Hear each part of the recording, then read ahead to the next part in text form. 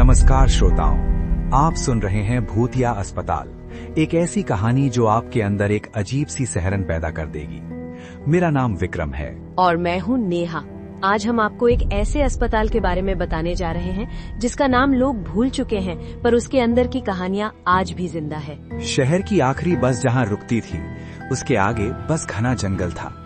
उसी जंगल के बीचों बीच एक पुराना हवेली नुमा अस्पताल खड़ा था। लोग उसे अब बस वो अस्पताल कहकर पुकारते थे। कहते हैं वहाँ इलाज से ज्यादा मौतें हुई थी और जो मरे वो पूरी तरह से गए नहीं। करीब 20 साल पहले उस अस्पताल को अचानक बंद कर दिया गया था। सरकारी कागजों में वजह संसाधनों की कमी लिखी गई, लेकिन स्थानीय लोग सच जानते थे। रात को वहाँ से स्ट्रेचर घसीटने की आवाजें आती थी, घंटियाँ बजती थी और कभी कभी किसी के चिल्लाने की भी। जंगल से गुजरने वाले रास्ते पर लोग अंधेरा होने से पहले ही घर लौट जाते थे। इसी शहर में रहने वाली अनन्या एक साहसी पत्रकार थी। उसे रहस्यमयी और दबाई गई सच्चाइयों पर काम करना पसंद था। जब उसने उस अस्पताल के बारे में सुना तो उसके मन में एक ही सवाल उठा, अगर सब अफवाह है तो उसे छुपाया क्यों गया? कई लोगों ने उसे मना किया।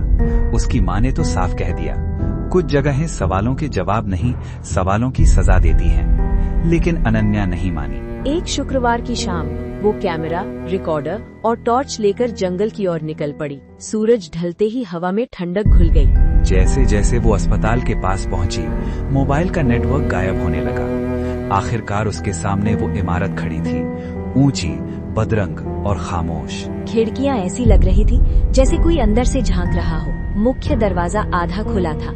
उसे छूते ही धातु की ठंडी सनसनाहट अनन्या के हाथों में उतर गई। अंदर कदम रखते ही उसे दवाइयों और सीलन की मिली-जुली गंध महसूस हुई। गलियारों में व्हील चेयर उल्टी पड़ी थी, फाइलें फर्श पर बिखरी थी और दीवारों पर सूखे हाथों के निशान थे, जैसे किसी ने बाहर निकलने की आखिरी कोशिश की। अनन्या ने रिकॉर्डर ऑन किया। मैं पुराने सेंट्रल अस्पताल के अंदर हूँ, यहाँ सब कुछ छोड़ा हुआ लगता है, लेकिन अजीब बात यह है कि अचानक पीछे से की आवाज आई। उसने पलट कर देखा, एक घड़ी जो बिना बैटरी के चल रही थी। जैसे ही वो आगे बढ़ी, किसी ने बहुत धीमी आवाज में उसका नाम पुकारा, अनन्या। उसका दिल जोर से धड़कने लगा। कौन है? उसने पूछा। कोई जवाब नहीं आया, बस व्हील चेयर अपने आप थोड़ी आगे खिसक गई। ऊपर की मंजिल पर ऑपरेशन थिएटर था। दरवाजा खुला हुआ था। अंदर एक ऑपरेशन टेबल थी जिस पर पुराने दाग थे। लाइट अचानक जल गई। तेज सफेद रोशनी में अनन्या ने देखा, दीवार के शीशे में कई परछाइयां खड़ी थी। सभी ने डॉक्टरों जैसे कपड़े पहने थे, लेकिन उनके चेहरे धुंधले थे। एक भारी आवाज गूंजी, मरीज तैयार है। अनन्या पीछे हटने लगी, लेकिन दरवाजा बंद हो चुका था। टेबल पर पड़े औजार अपने आप हिलने लगे। उसे लगा जैसे कोई उसके आसपास घूम रहा हो, बहुत करीब, बहुत ठंडा। उसने आंखें बंद कर लीं और जोर से कहा, मैं यहाँ सच्चाई जानने आई हूँ। कमरा अचानक शांत हो गया। परछाइयां धीरे धीरे पास आईं। अब उनके चेहरे साफ होने लगे। कुछ बच्चे थे, कुछ बूढ़े, कुछ जवान।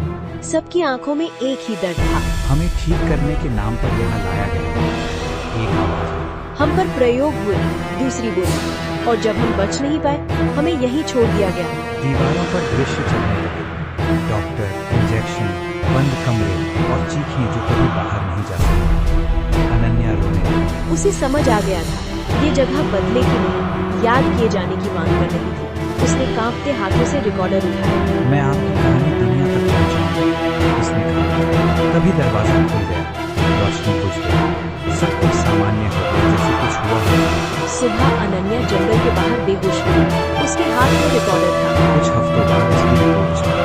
अस्पताल की सच्चाई सामने आई। सरकार ने जांच बैठाई, इमारत को सील कर दिया गया।